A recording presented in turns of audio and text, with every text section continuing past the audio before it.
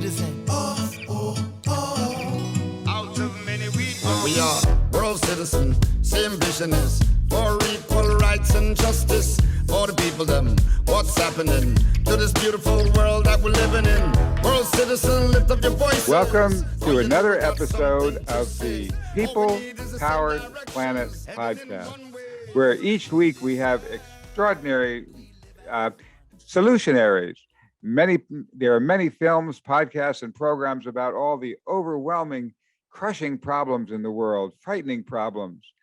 Here's where we talk about some of the solutions, how we can actually change these things, and how we can actually step way beyond them into a whole new way of looking at the world that can lift us out of the despair and into an incredible joy at the possibilities we have for coming together as a planet. And today we have a very, very special guest, Eric Sirotkin. Now, Eric is a trial lawyer. He battles in court. He battles for civil rights. He battles for human rights. But he soon found that the battleground version of legal system doesn't really work. That battles don't leave winners, they leave losers on both sides.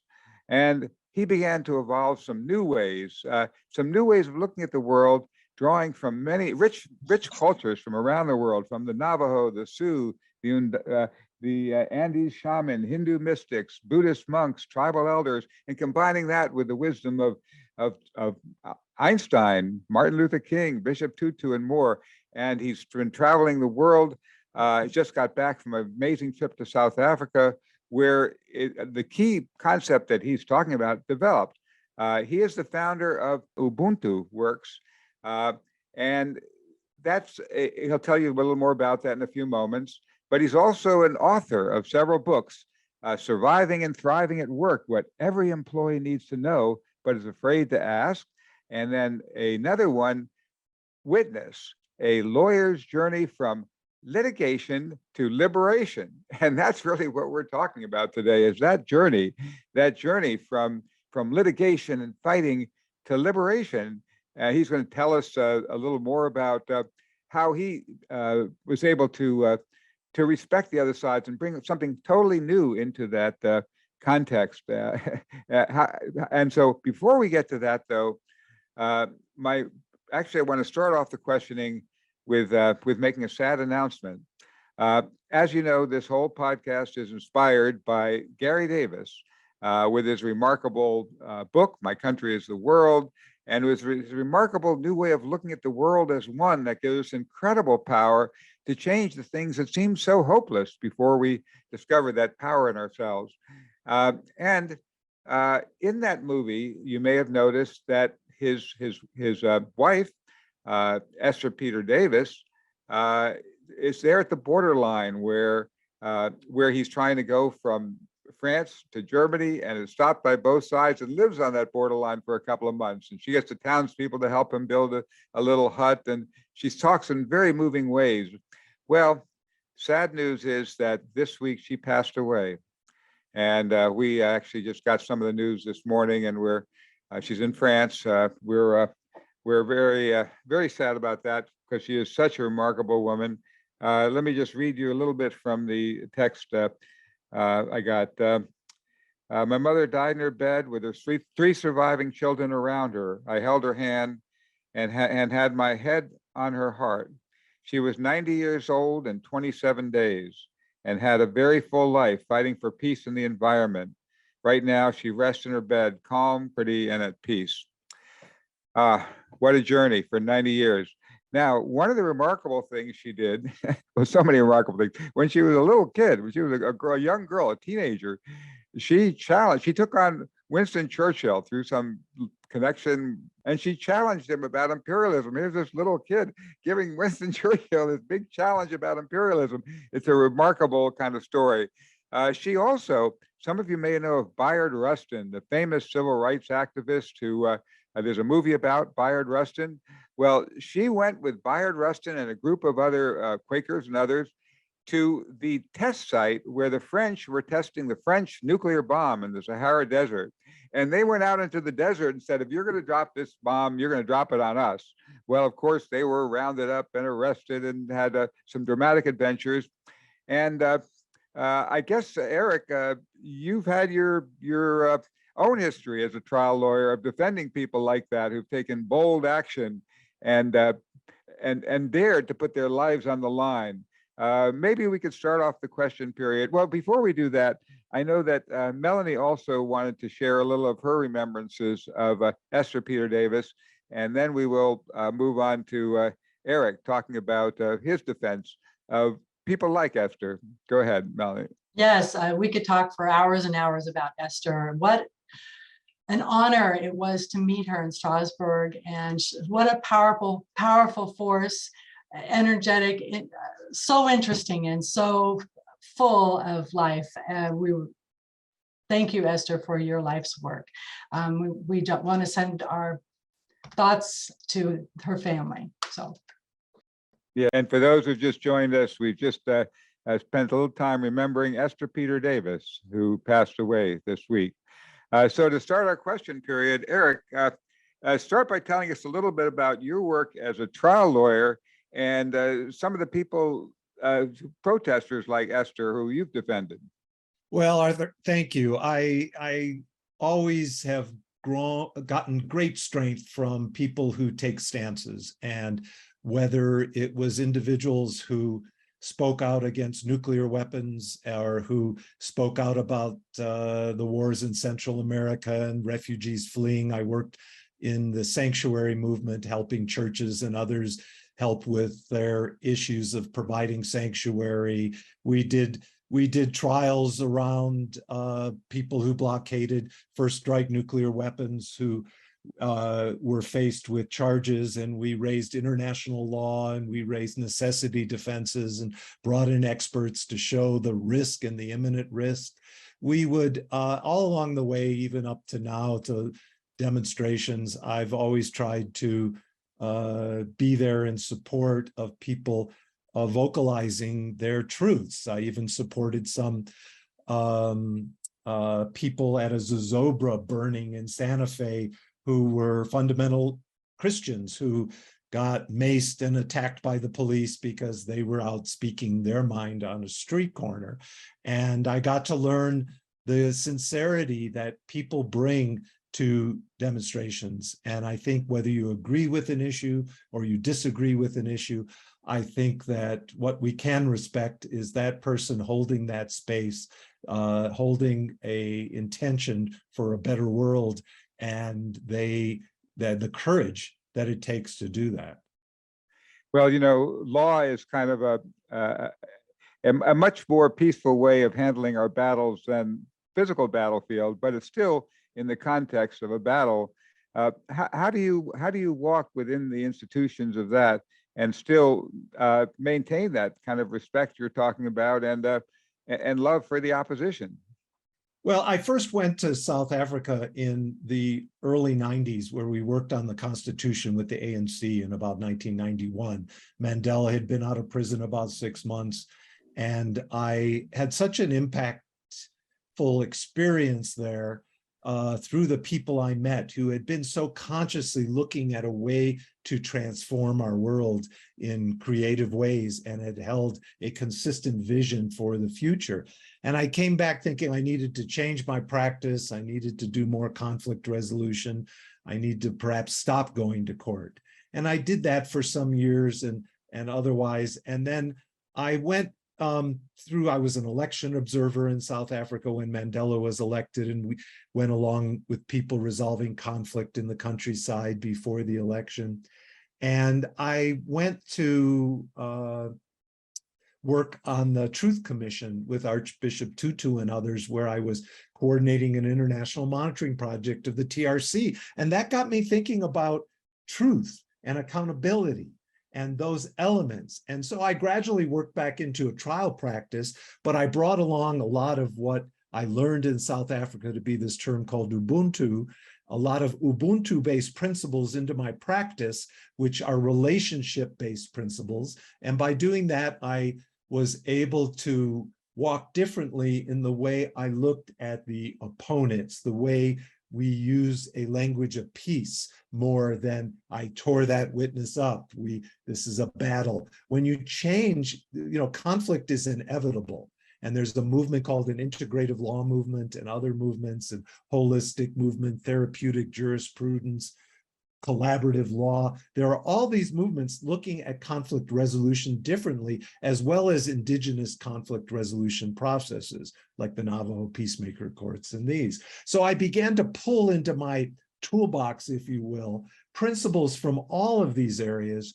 And that really helped me walk differently in the courtroom. I even did a process using the Chinese 5 elements in the practice of law, seeing conflict as imbalance and how do we approach it? Because if we always approach from fire, we're not necessarily going to be successful in a conflict and resolving a conflict. So there's great tools out there, and those kind of things really had an impact on how I walked even today as a trial lawyer.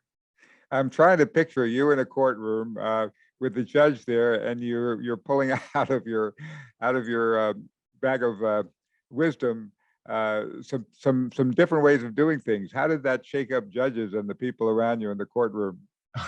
Any story? Yeah, well, there's some stories that are probably too long to go into here, but there are stories where I had a very conservative judge on a civil rights case in southern New Mexico, everyone didn't like because he was very hard on criminal defendants and otherwise.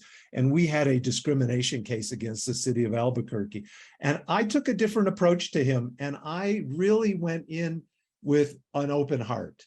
And when I went into an open heart and I released my pre-political judgment of the other side, all of a sudden we had this amazing trial experience with this federal judge who was invited us back in chambers, told us if we wanted to exercise at lunch, we could do a spit bath in his sink. And he was like, it was around September 11th. It was a year after September 11th, 2001. And we all on both sides did a prayer on the courtroom steps for the victims of 9/11 and with some jurors. And then we went back in the courtroom and we tried this case. And he ended up being very fair, listened well. And I think part of that was a result of my opening up to him and not coming in with the battle attitude. And it made me connect with jurors in a different way, because jurors are human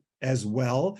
And if you believe Ubuntu, which means I am human through my relations with others, what I do to you, I do to myself, then they're not so separate. And if you approach people through that filter, everything changes. So all of a sudden, we were like all on the one side. The defense lawyer even spent more time over talking with us than her clients. And it was in certain ways I think it brings an element of healing into the practice of law, which is really one of my goals. Wow, that is so beautiful. That kind of chokes me up. What a different way to handle our battles. Gosh, we look at our world today and the way it's torn apart with threats and battles that escalate, seemingly potentially to eliminate the entire species of life on Earth. What do you see as the ways some of these principles that you are learning can kind of ignite a shift in the world that could help shift us from that battle mentality to that healing mentality you've mentioned? I am always hopeful, which is rare these days. I wouldn't say always. I would say I'm 95.2% hopeful. And I'm hopeful because, to me, the calamity of the world is that we operate from an age of separation, that you and I are separate. And we analyze things through this individualistic filter, whether we're nation states in conflict. I did work in North Korea and South Korea and all these places of separation in South Africa. And I've learned from those things that we're a lot more common than we think we are. And so consequently, if we operate from the point of what they call Ubuntu, or our point of relationship rather than reaction, our point of relationship rather than separation, everything shifts. And so consequently, we're always that far away from major change because it's a change in our angle of vision. It's a change in our perspective, and it's a change in our institutions and how they operate.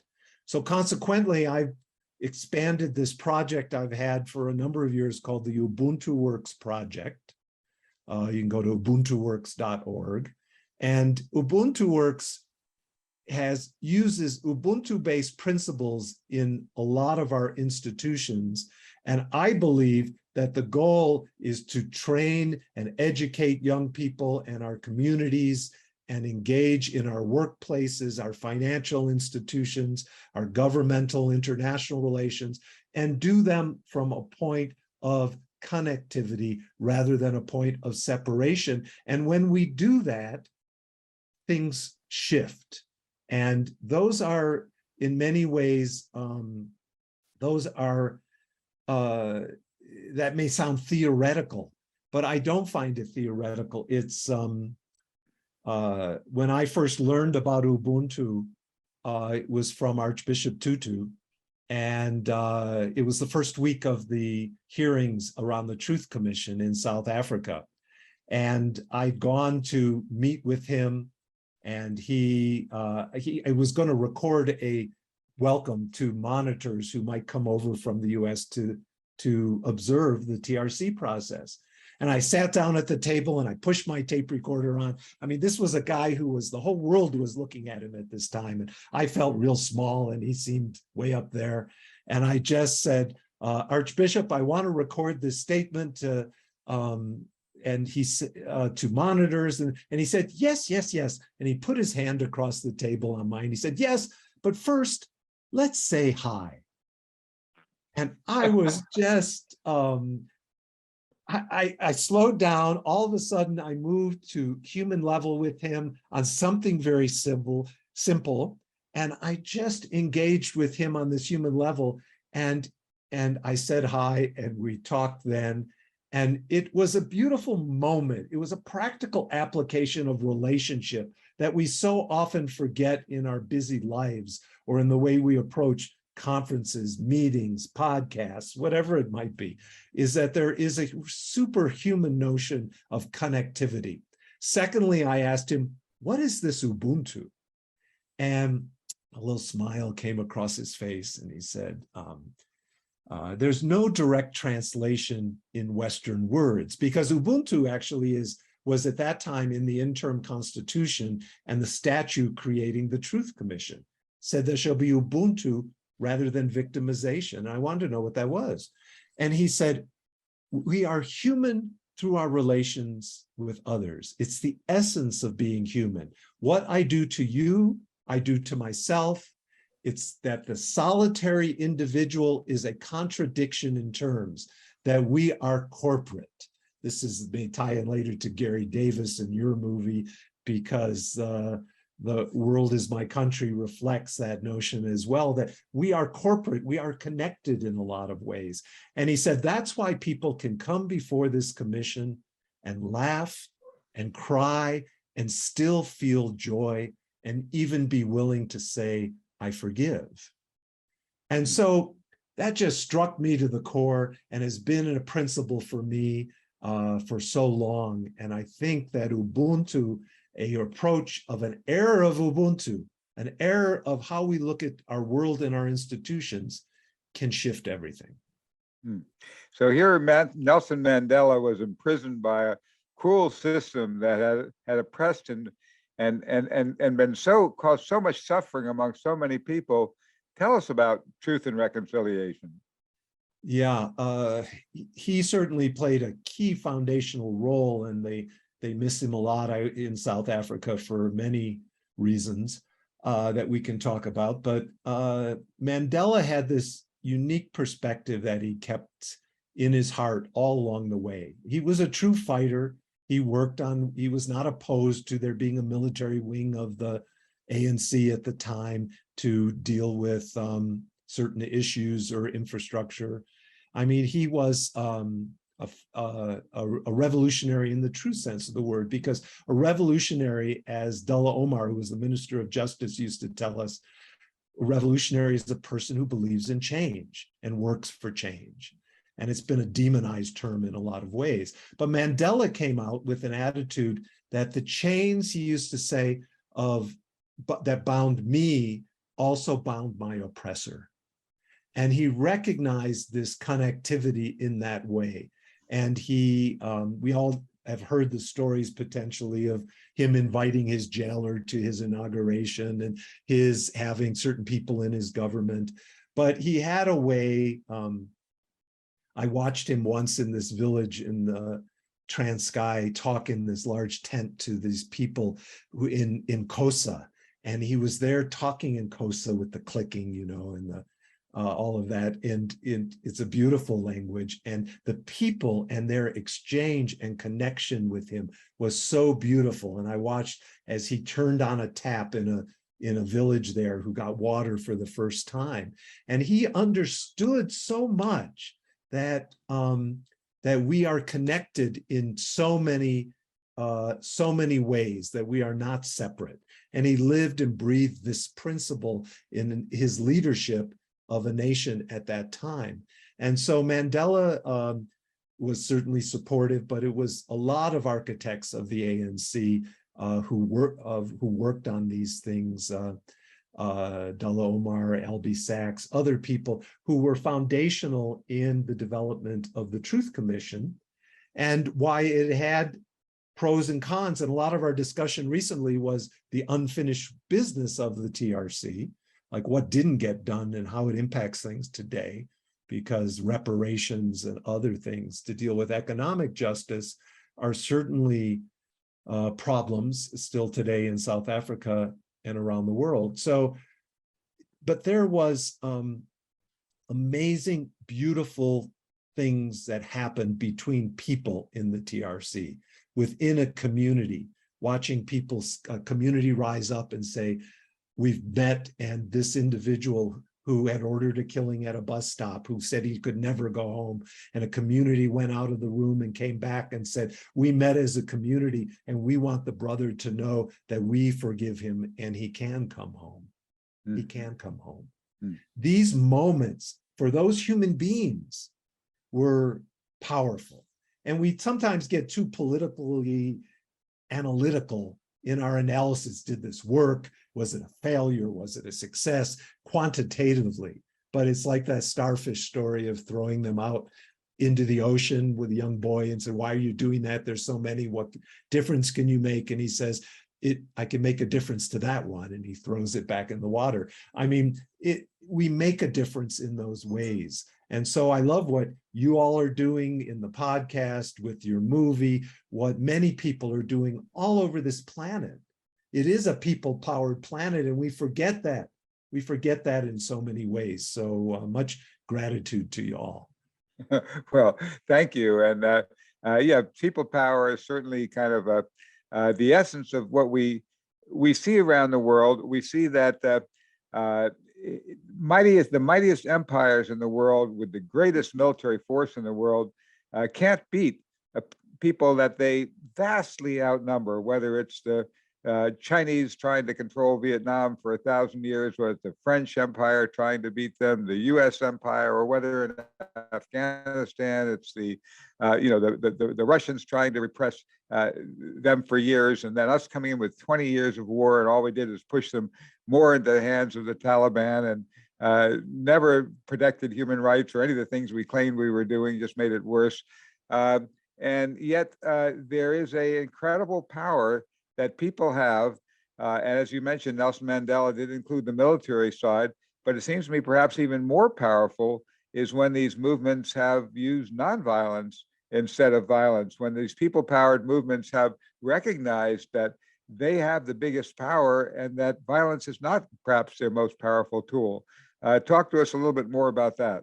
Yeah, I advocate for something I call nonviolent advocacy. It's a legal concept using legal wellness type principles, but it's also a something that has been existing for so long in so many ways. Gandhi, as you know, was a lawyer in South Africa, and later went on with his principles so strongly in that way. Or you can take Martin Luther King in so many ways. And Martin Luther King, you know, if you look, I think it's in the Birmingham letter, he said, all life is interrelated.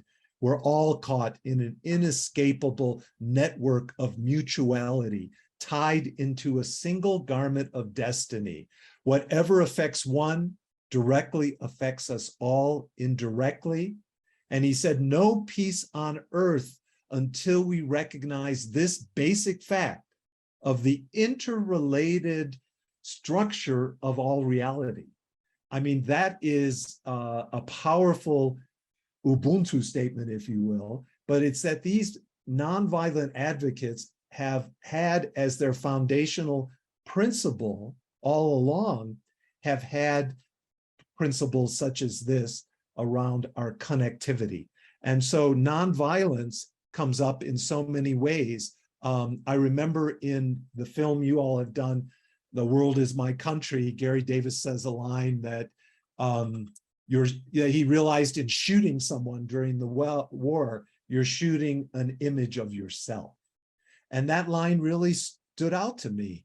And I think that when we get to talk about the violence in our culture, or our violence between governments, or our violence in homes, and it's a sense of people not having that empathetic connection, that thing that Jeremy Rifkin writes about in The Empathic Civilization, a really interesting study of empathy, showing how we are soft-wired for empathy and compassion, not for violence.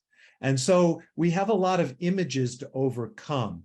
And in South Africa last week, and the week before, we were doing talks and dialoguing a lot about the ways in which we can use these principles to move us forward and get us both inspired as well as to move our institutions forward positively. Well, tell me about your recent trip to South Africa. I think you told me that some of the people you met with had been starting to slide into despair. Yeah, it's as with our country in the level of divisiveness, there were a lot of similarities. There was why we suffer from red and blue here in the States of being in a situation in which we are in conflict and tearing at each other in sad ways, and not everyone, but enough that it's monopolizing the dialogue.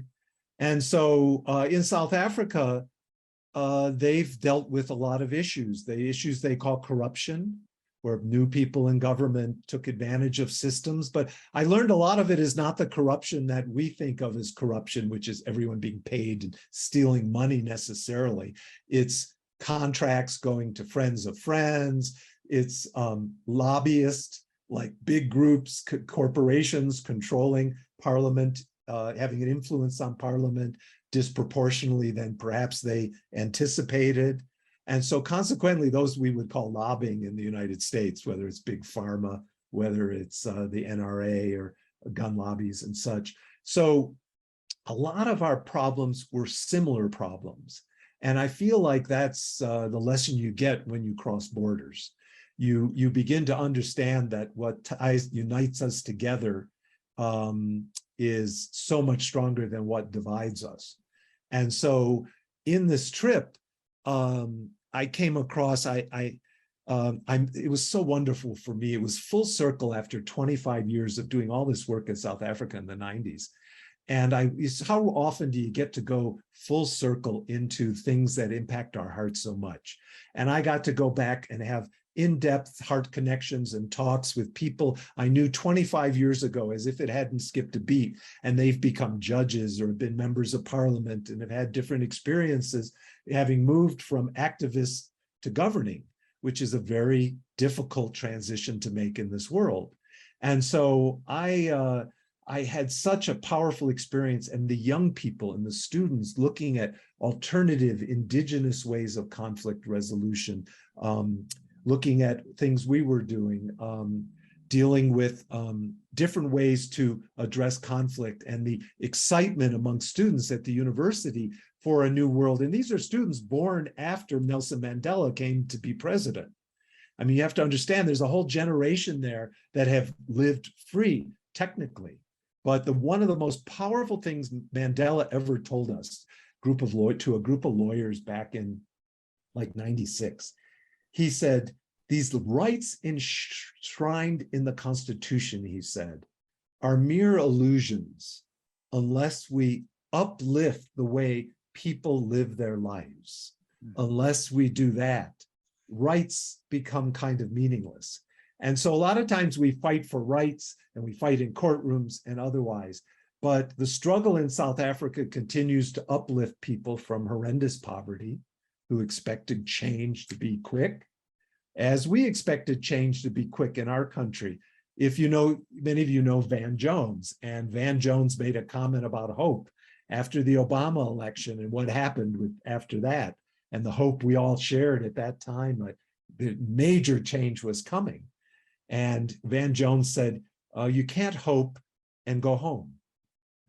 And I found that really, and I shared that with people there, is that activism and getting involved and finding your place to be involved to make a difference to that one is so powerful. But also don't fear getting involved in the larger scale. We get cut off, I think, from what we see as the failure of our government to act, and we think they're going to do what they want. But you'd be surprised. You want to walk into the State Department and meet with someone on an issue tomorrow, you can set it up. You want to meet with the Senate Foreign Relations Commissioner, the Foreign Relations Committee staffers, you can set that up. Congress people are more accessible than you think. And our cynicism over so long has kept us from that. But what's also kept us is not coming in to point the finger at the problems, but to come in and point the finger at solutions. And so that's what I love dialoguing on, coming together. And this trip to South Africa created this wonderful dialogue around solutions for our world going forward when they have the most progressive constitution in the planet. They are a very new democracy. And I was really able to share with them, an outsider looking in, that their world, their story is not yet written. And I think was inspiring for all of us to remember. Wow, that is so powerful. And I'm so fascinated that they focused on solutions, because that's what we want to hear. And I want to hear more about those. But first, let me take just a moment, because you mentioned access. When I was a high school student in Washington, D.C., with a group of other students, we started this High School Students for Better Education, and we went down to Congress. We cut up one of those big sheets with the names of all the congressmen and just divided them up like cards, and groups of two of us went to meet with congressmen, and they were kind of intrigued to have these kids come knock on their door. So we actually got to speak to some. But I love that you mentioned that there in South Africa, they've got some of the keys with a real vision for how we move forward. Tell us a little bit more about that. Yeah, one interesting program, and I just got some material on it.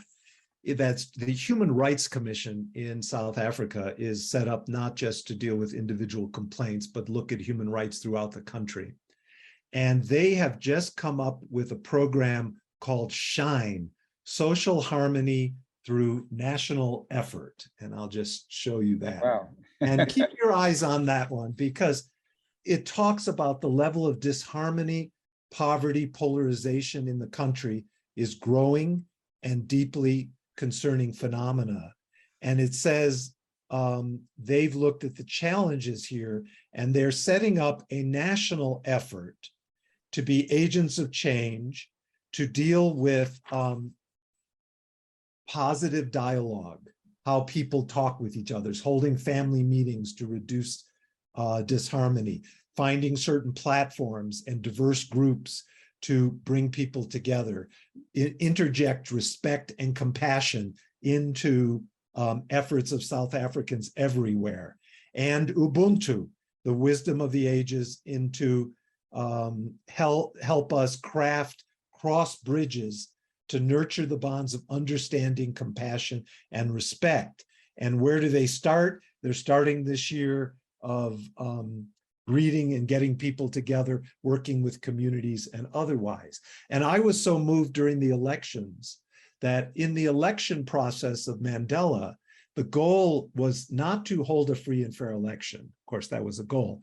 The goal was to create an atmosphere for a free and fair election, which was quite different. So they sent off mediators all around the countryside to points of conflict and had parties meet together. And I watched as people who had been battling or arguing got together and in the end got on the same page for the election and stood up and sang a prayer together.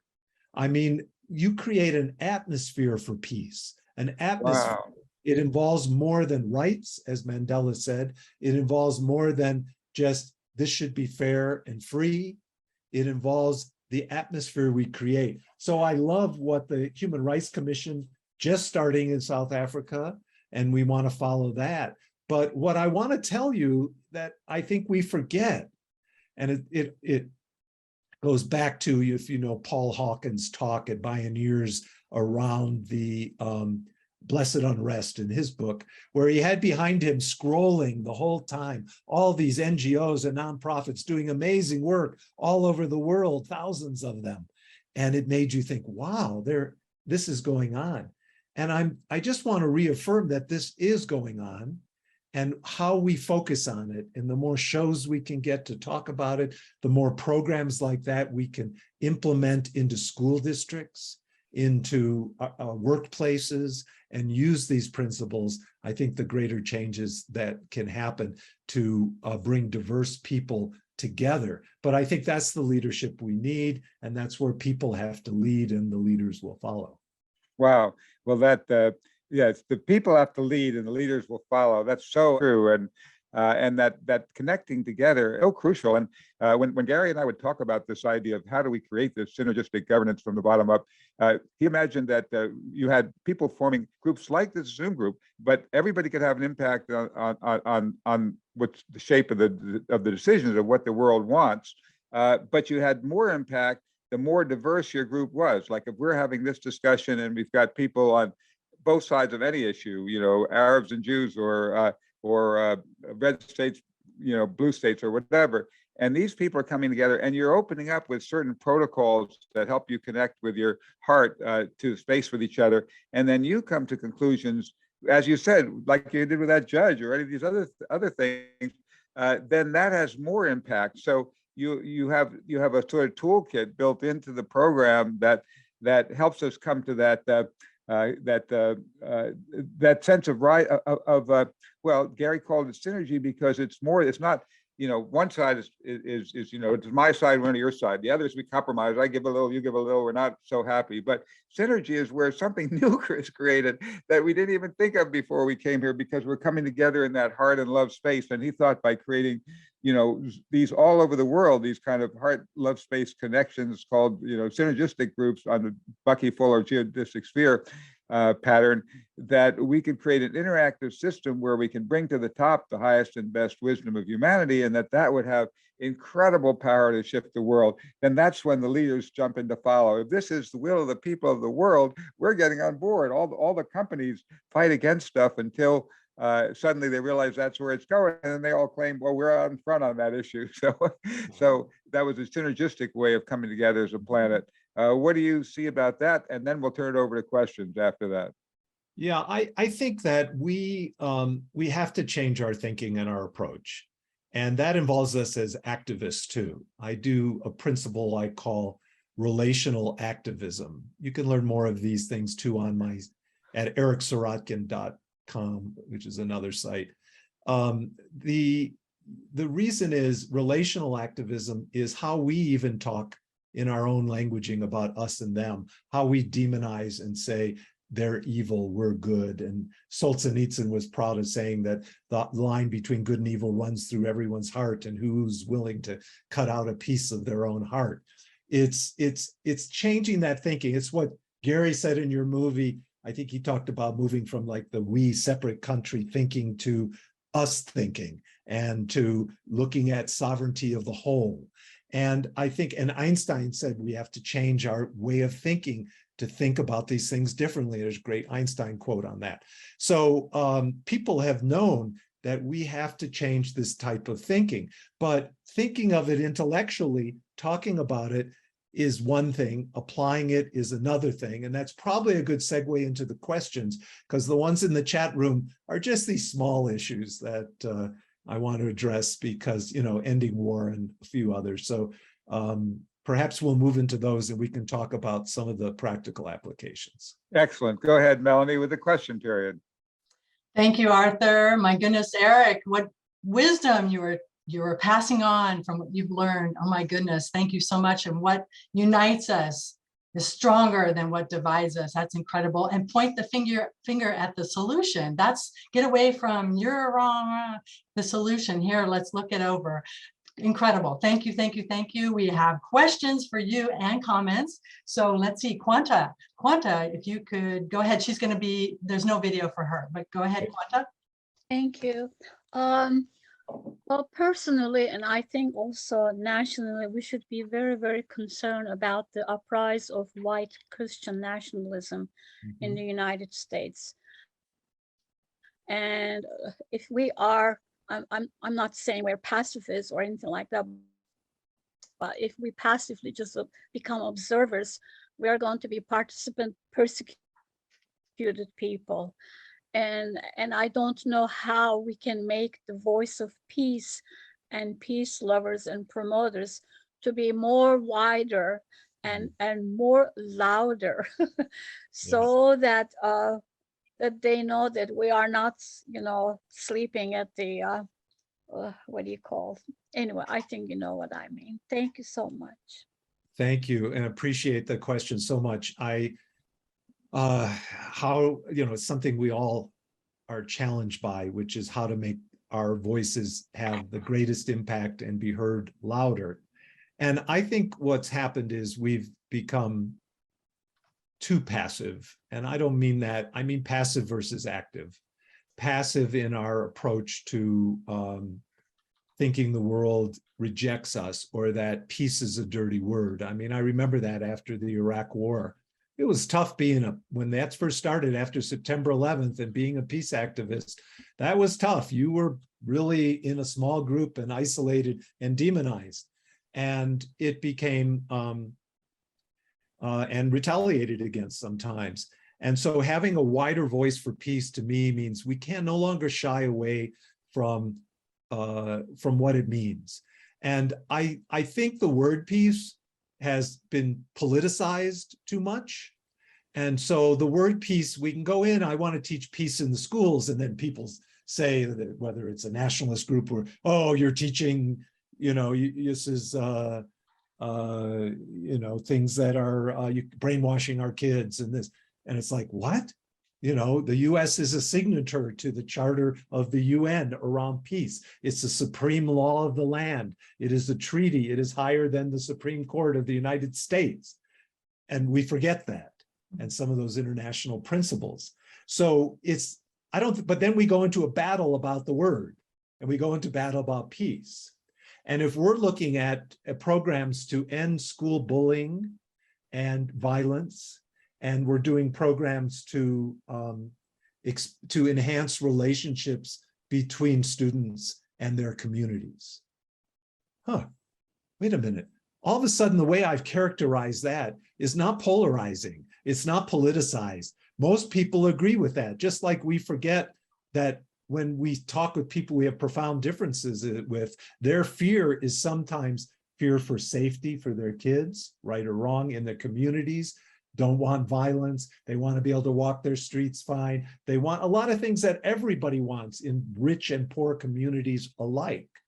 And so consequently, we need to take our voice of peace, perhaps explore the languaging we use into classrooms, into school training programs for teachers, into our workplaces around mediation skills to reduce conflict and resolve conflict in that way. I have a book out this last week on surviving and thriving at work.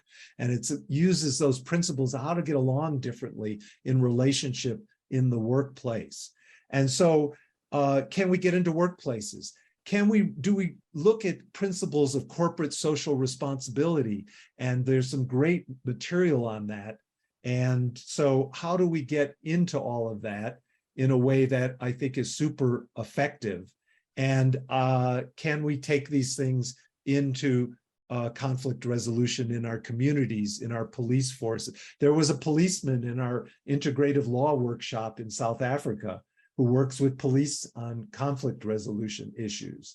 And we're shy. We think we have to control the political dialogue, that we need those 51 votes or nothing will change.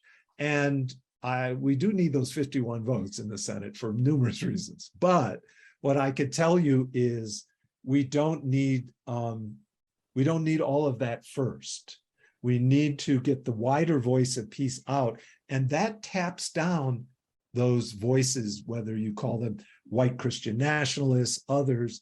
It gives people the courage to stand up to other people, not in like this, but in dialogue and talk, and sometimes with just naming things over and over again, exposing, holding that mirror up. That's a big thing in conflict resolution. When you, as a bully at work, hold the mirror up to the bully and they see their conduct, it throws them off. They'll tend to go a different direction. So we have to corral these theories and certainly name them and put them out there. But I think the systemic way to do it is get the voice of peace into all of our institutions. Wonderful. And I love the way we can talk to each other. Yes, we can talk to each other. It's wonderful. Yes, we have lots of questions. So Steve, you are next. Yeah, Eric, you actually answered partly the question I had, which was, I'm involved with the peace movement here in Massachusetts, and there's a lot of talk about how to deal with the Ukraine issue because obviously the implications, that it could escalate to nuclear war. There's a lot of loose talk about Russians are going to use tactical nuclear weapons, and there's a lot of concern about that. But even in the peace movement, there is a lot of infighting going on between those who want to take a more traditional approach and try to influence our legislators to vote a certain way. And then there are others who are maybe taking a more, I would say, maybe that Ubuntu approach of trying to do it in a more organic fashion. But it's a lot of times there's a lot of insularity because you're just, you're on Zoom calls and you're talking to the same people all the time, and maybe you're going back and forth and you have agreements and disagreements, but are we really getting the message out there? And how do we make it expand the message in a more organic way? Because if I start talking about, well, we need to talk to the Russians more to understand their point of view. Oh, you're a Putin apologist. You immediately get the finger pointing. And if people even want to talk about it, usually people don't want to talk about, they want to talk about baseball, or they want to talk about gas prices. Average people don't really want to talk about nuclear war. They don't want to talk about war because it's unpleasant to deal with. So you've actually given me some ideas. Maybe we should approach this as talk about what we want to achieve, a positive thing, instead of talking about the negative. And the negative, obviously, you have to understand that, but how do we go in a positive direction? And I'm a student of Russian. I lived in the Soviet Union in the 80s. I get the news in Russian on my phone, and they will announce, 200 Ukrainians were eliminated, as if there's pride in that. And then, of course, in the US side, there are videos on YouTube showing Russian tanks being blown up with 1.2 million views. And like, who enjoys watching this kind of violence and killing? We obviously need a change in the way people think. That they see this as just the other is us. That when we destroy the other side, it's destroying us. And how do we create that consciousness? And obviously, I'll try to wrap up my question. We're trying to build it in an organic way, but I'm trying to understand how we as a peace movement can transcend, or just as individuals can transcend, our Zoom calls and actually get out there and have influence in this post-COVID world. Yeah. Okay. Small question.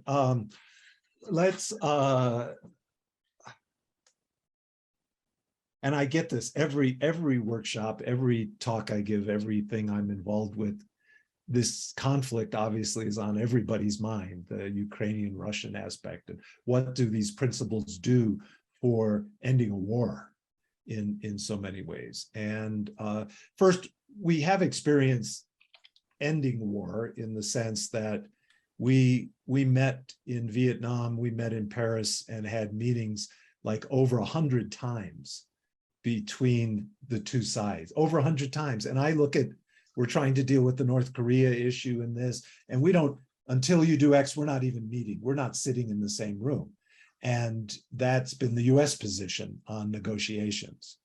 And so, yeah, a lot of people feel that negotiations somehow can lead to manipulation or delay, or someone may be winning over someone else. And they missed that point. Churchill said it's better to talk than fight. It is talking is essential. And I think perhaps as peace organizations and others, other individuals who want to do outreach to similar organizations in Russia and other places, not to tell them what we're going to do for them, but to listen and to see what is needed at this point in time.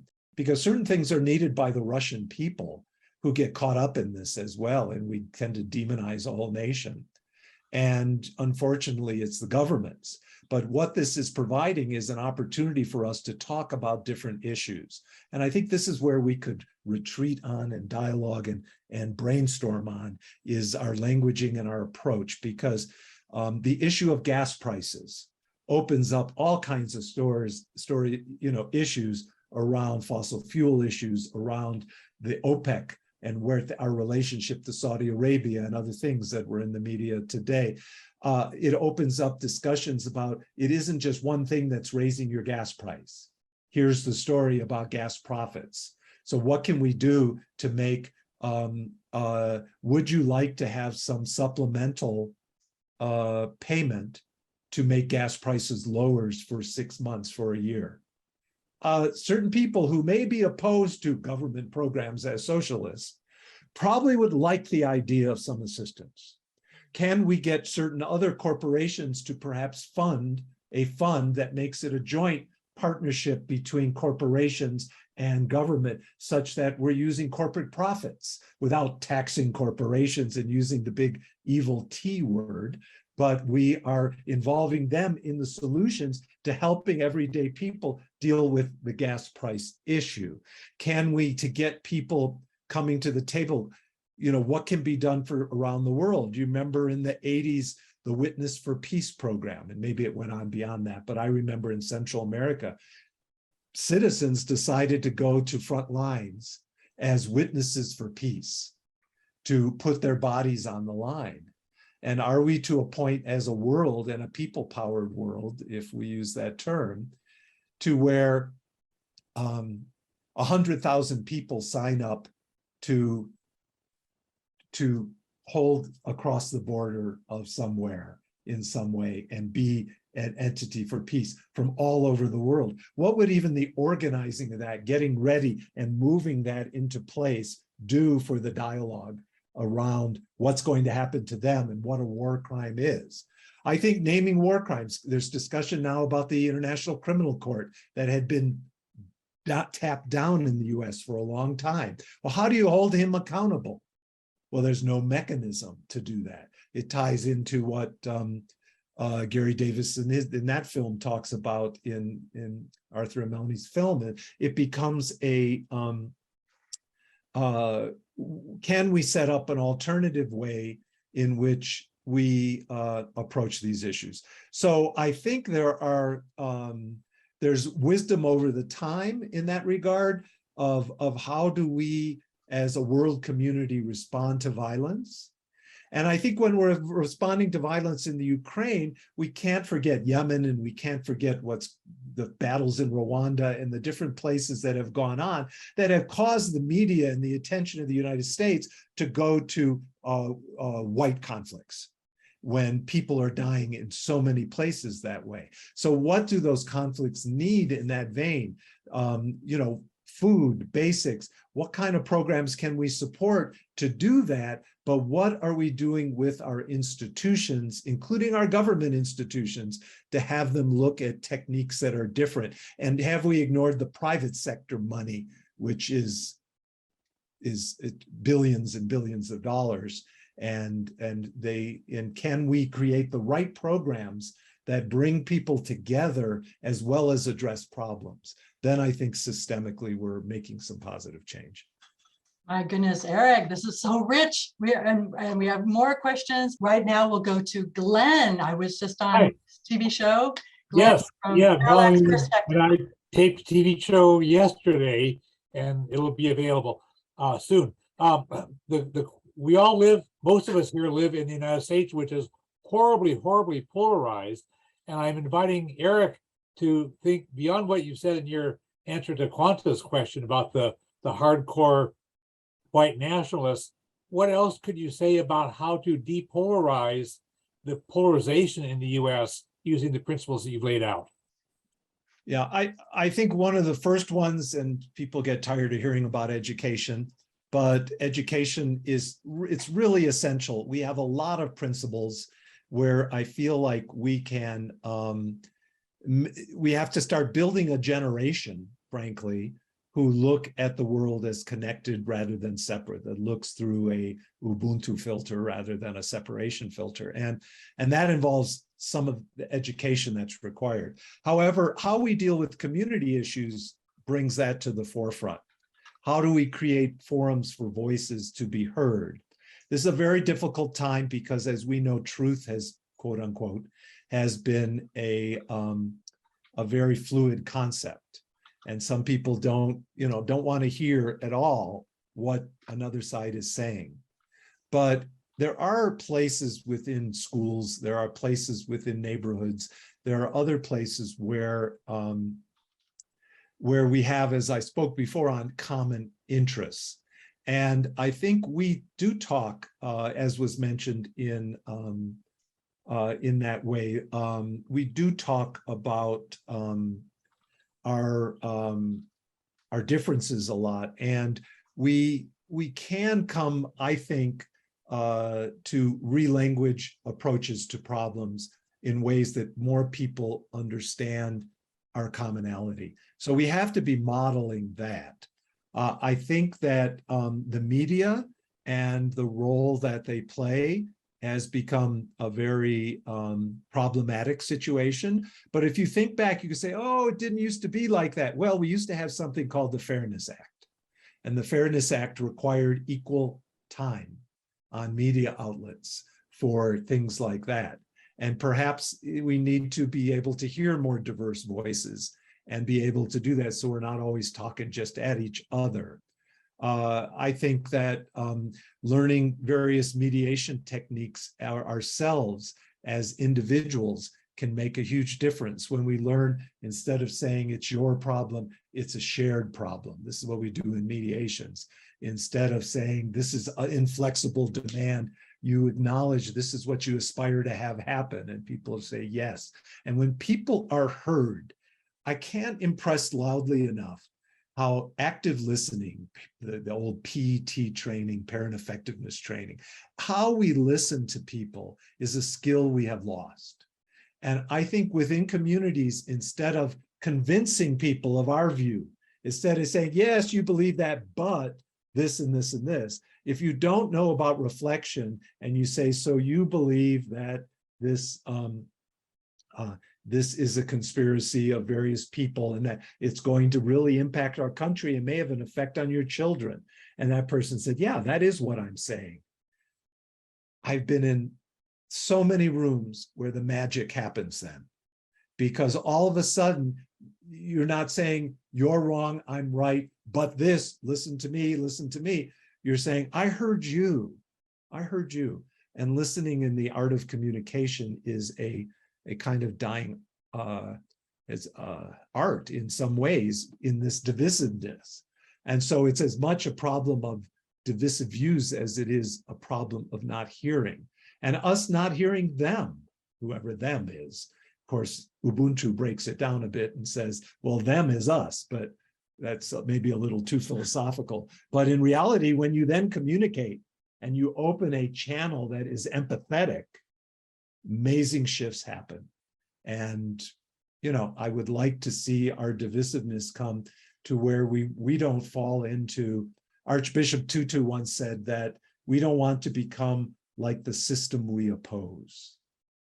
We don't want to be like the system we oppose. And so consequently, we want to be like, we want to model something really different and not a sort of one-sided, we're right, you're wrong, you're left, you're right, you're whatever the situation, actually it's left, right, but any other situation that we can do to open these channels of dialogue, to talk with people, to make sure that our schools, I mean, this whole thing around critical race theory, I mean, there was some outrage about the pressure being put on something that is teaching about racism and about historical and institutionalized racism. But maybe the view is, if you asked a person on the right, is there institutionalized socialism within our institutions? They would say, yes, it's there. Should we be teaching our kids to watch out for it? Oh, yes, we should. I mean, maybe there should be an idea and talk about, okay, when one view gets into an institution, it corrupts the minds of people. Oh, yes, it does. I mean, all of a sudden you're having a creative dialogue around an issue, and instead we just wanted to say, well, you're a bigot because you're not letting us teach this. And when you name call people and you use labels, which the left has as much a problem as the right, you know, the label of a fascist, it's very nice. Fascism is a terrible institutional system, and something may be fascist. But if I reduce you to being a fascist, then I am labeling you and I am pigeonholing you, and I'm saying you are not a complete human being. And where can dialogue happen in that scenario? So shifting to what I call language of peace for us all is really essential too. I'm very pleased that we have representatives, are wonderful. Well, actually, they're getting us on. They've got us on Cape Town TV, CTV in South Africa, and we're so honored that they are helping us. And I'd like to introduce Isaiah has a question, and Macbeth is there as well. Let's see if we can hear from them. Go ahead, Isaiah. I live in Cape Town. Here in Cape Town, there's no anywhere you can get even any information from World Service Authority. Yes, how can we get those kind of information? Okay, thank you. Thank you, Isaiah. So the question is basically getting information when you're in Africa, and specifically about the World Service Authority it was very difficult for him to find information about that. But what is your experience, Eric, about getting information about world citizenship and well, I think you raise a very important question, and one that people always have to remember, and that is that people receive information differently, people process information differently, and there's a necessity to get information out in different types of forums. As I understand it from my recent trip there in South Africa, just because you put something online on the internet, most people are not going to have access to that in that vein. And so a lot of people listen to radio. And the question becomes, how can we set up and be supportive of some alternative radio stations or alternative radio programs that can start to reach more people in a country that isn't broadband and internet connected in that way? So we have to look at how people get information, first of all. I think that working together, what the internet can provide us a chance to do is that if people on the ground within a country can find the most effective means of communication, whether it's like a radio show or something else, then we as an international community can help funding and helping support for and bring ideas and guests into that will bring international perspectives to a more local community in that vein. I think we could look at programs like that. I think information I'm getting is what I got when I was there was that the same kind of problems. A lot of times you can get radio stations and other people who are giving information that is so divisive and so painful and so us and them and this kind of thing. And there's nothing like party politics in South Africa. So in that sense, the system becomes getting through, getting to get organizations like the ANC and other parties to find some common ground that isn't just about their self-interest. That's always a challenge. We run into the same things with Democrats and Republicans here. So consequently, how do you get the information in a format that will be effective?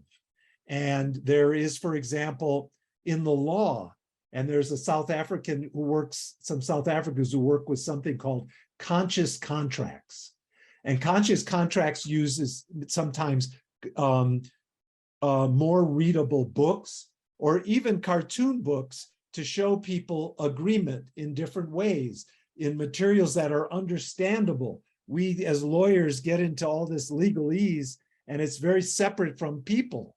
And so how can we get information to people in formats that move them in a lot of different ways? And in South Africa, you have 11 official languages. So that complicates the matter too. So what I think is where I look, what I'm trying to do with the Ubuntu Works project is have a coalition. One of the realms is a coalition and group. And maybe since we're coming toward the end too, if I can screen share for 1 minute here, this diagram. And this is, if you see this here, this is the Ubuntu Works projects. And one of the things is to get a coalition together, a website of ideas and skill sets and resources and creative approaches from all over the world and do that. Have it in the educational realm, the workplaces we talked about. We want a research realm that people can show how empathy and otherwise is productive, because those corporations aren't going to change unless they think it affects their bottom line positively. And we think it does. And we need to do that. And so how do we use traditional indigenous models, which in Zulu conflict resolution and others that can be integrated into these things? And how do we deal with larger issues that help us understand our common interests in activism and in democracy? And so I think that as we, you could go to the ubuntuworks.org and send me a note that you're interested in some aspect of this, or you have ideas, or tell me your Ubuntu story.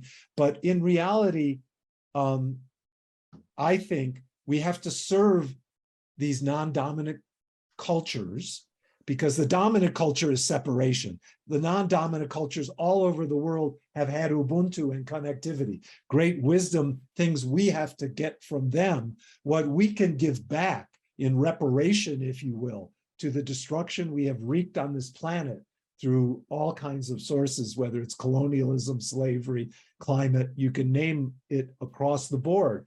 What we can give back is these packaged skill sets, these ways to deal with conflict, these stories of the world coming together, or the information services. We can create a web that then they can take out through community dialogues, through radio stations, through, I've got a school in South Africa wants to work on bullying issues within schools. We can then be telling their stories to other people. If we build our net around a reframed piece, I think that we can institute this into our world and really make a difference in your smaller communities, in rural places all around the world, and in countries that don't have the access to the information that we can provide. So that's how I. Wow, yes. And I thank you for mentioning the domination, and the opposite is partnership view of society, or have societies. And also Isaiah just wanted to recommend they can make their own platform, but what you said was incredible, and you two should connect quickly. I'm Eric, time check. How many more questions? Can you answer 3 more questions if they're super quick? It's 11. It's not if the questions are quick, it's mostly if the answers are quick. So I will do my best. Well, it all depends on you if you have to get off, I think, quickly. And let me just say in the chat room, I am familiar with Marshall Rosenberg's and nonviolent communication. And NVC, as it's called, would be a Ubuntu-based principle. It's a technique that should be in a database of so many things as we structure laws, communities, and a relationship going forward. Excellent. Okay, well then, Joanne? This is kind of like a summary question. I'm trying to think about takeaways. You know, when the program is over, what are the quick takeaways here? And are there, I guess my question is, are there simplified stated principles that you've developed from your range of experiences that you can share? In other words, things that you can put on a button, things that you can put on a bumper sticker, are, you know, words that are trying to, in a simplified fashion, say what you mean. Sure, thank you. And I think that I've been saying it already, but yeah. Well, I already stole one bumper sticker with "the leaders will follow," but I do think that we have to come up with the elevator pitch. We need to talk about our world is in a world of separation and disconnect and divisiveness. What are the solutions to bring us together, to listen better, to move us to a more understanding place, a more peaceful place, and a place that helps conflict be a part of everyday life, but not a part of war and a part of despair, if you will. I have about 12 principles that are called Ubuntu-based principles: active listening, mindfulness, the different types of listening techniques. There's a lot in the slides in there, and go there. You can snag it from my site later or from this link. It's on YouTube. If you do YouTube and Ubuntu and my name, Sirotkin, you'll find it. I would say go there because I worked through about 12 different principles to start our new toolkit. You know, the Maslow expression that if all you have in your toolkit is a hammer, everything looks like a nail. Well, we're looking to expand that toolkit, and I'd urge you to look at some of those. And it also talks about how I've applied it to the simple terms to international relations. Let go of the rope. That's when it's a tug of war. If you're not pulling, and if you let go, what happens? They either fall down or there's no tug of war. You have to figure out what happens then. And so there are certain principles that can be applied. Love that, love that. Oh, good. Now we go to Andre. Andre, go right ahead. Thank you. Namaste, Melanie and Arthur and Glenn, and nice to meet you, Eric. Nice to meet you too. I think what you're proposing is exactly what's needed throughout the whole world. And so I propose a macro system in addition to the micro. And that would be a global movement of nonviolence, that nonviolence is the umbrella to bring everyone together for that message. And especially now with the war and the world crises, we need something. And so it leads right into a new narrative of nonviolence, committing to nonviolence, and as a solution that you referred to earlier, that people working together for humanity, as a make it simple and direct, that's what our objective is. That's what we're promoting to people, not our differences. By working together for the commonality, we solve our differences. And so for as for the message, I've done a lot of research on who would be the best messenger. And I was very fortunate to be connected with Howard Zinn, the activist and author, and he lived in the same community that I do. I was his real estate agent before I knew who he was even. And he said to me that the best representatives of nonviolence are women. And so I promote the fact that women have an advantage to promote nonviolence, but it's not just about women. It's about saying we can work together and we can change ourselves and change our cultures of violence. So what do you think? Don't we need the macro and the micro? And I'd love to talk more about it with you at some time too. I think we do, and I think the problem is the macro gets kind of dissed because it doesn't deal with the micro, and people want their life improved. They don't want theories as such. And I think nonviolence, I consider myself nonviolent, and the question becomes in nonviolence for organizing around a principle. It's a difficult principle to organize around. That's in part because if someone comes up and hits me in the face, is my reaction nonviolent? And it may be at the ultimate basis and on a spiritual level and how I will respond, we can all work towards something higher. But to achieve a movement around that, most people, including people on the right, if you would say, they mess with my family, I'm going to mess with them. And that's because you're scared, you're upset, you're afraid, you are worried about the future, whatever the emotion is behind that. That's a very legitimate feeling. And so how is it to get over the issues of eye for an eye makes the whole world blind? That's the Gandhi thing, of course. But I think we have to watch when we go for the macro, we're not alienating. There has to be a universality adopted that builds the understanding toward a world of nonviolence, or a world of where we don't resolve our conflicts through violence. What can that look like? And I agree with what you said. Francis Moore Lappé said, when we see through the eyes of others, it exposes key information, assumptions, prejudice, and values, needs, are all essential to finding solutions. It deepens our understanding of problems, offering more solutions when we actually see through the eyes of other people. So that came to mind.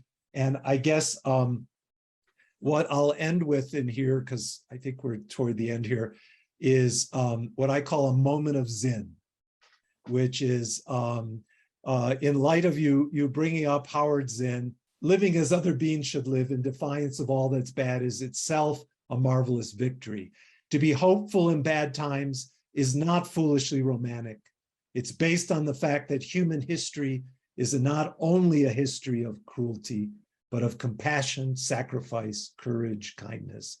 What we choose to emphasize in this complex world will determine our lives. If we see only the worst, it destroys our capacity to do something. Wow. And so that can say it all. So I do appreciate you bringing in Professor Zinn on that. And I think these wisdom points, whatever they may be, the comments from South Africa were so crucial. How do you get these in a format that people understand, are drawn to? And the last comment by Joanna was something that was, how can you get them to be something that we can take away and implement? Talking is nice, but action and being an active witness in the world is the best. That was beautiful. Oh my, this whole thing, Eric. Thank you so much. Appreciation to you. For having me. Our pleasure. I'm going to send it back to Arthur for the close. Arthur, take it away. Well, again, this is just extraordinary. We love having you on. We hope we'll have a ongoing, continuing dialogue with you. We'll even offline here. And thank you. It is remarkable and brings things together in a beautiful way. Well, thank you for joining us, and we hope everyone will join us each and every week here on the People Powered Planet podcast at peoplepoweredplanet.com, and let everyone know about how they can see The World Is My Country. Next week, we're going to have another extraordinary guest. We're going to have Harvey Wasserman, who is a author, radio host, activist, working on bending the arc of history toward peace, love, and understanding, plus justice, at solartopia.org. Solartopia. He's also active with KPFK on Pacifica, Los Angeles, etc. So join us next week for that. And before we close completely, we are over the hour. I wish we had time for even more questions, but we do want to give a quick close and let Eric, I know you have to go. So tell us just a little more about how we can join Ubuntu Works and how we can get copies of your extraordinary books. Well, thank you. Most importantly, go on the site, ubuntuworks.org. Put your name in there. Let's stay in touch. Let's do that. Witness is my memoir. It has about the Navajo peacemaker courts. It has about South Africa chapters. It has about Korea peacemaking. So go read that. Send me your thoughts. Send me your questions. Throw it at me. Do whatever you're going to do and step up and do that. But get involved in any way you can. Carry any of this forward, I hope, into your dreams and change the imaginative picture of your world. And if you could do that, believe me, it shifts. So thank you. Imagineer a new world. That's what we're all about. Change that imaginative picture of the world, and we can change the world. So thank you, and continue to join us each and every week. Please become a member. Click on the link where you become a member of the People Powered Planet so we can continue to do this program. Join us each and every week on the People Powered Planet. World citizen, lift up your voices. Oh, you know we got something to say. All we need is the same directions, heading in one way. Thank you for watching. Please subscribe to our channel and like this video.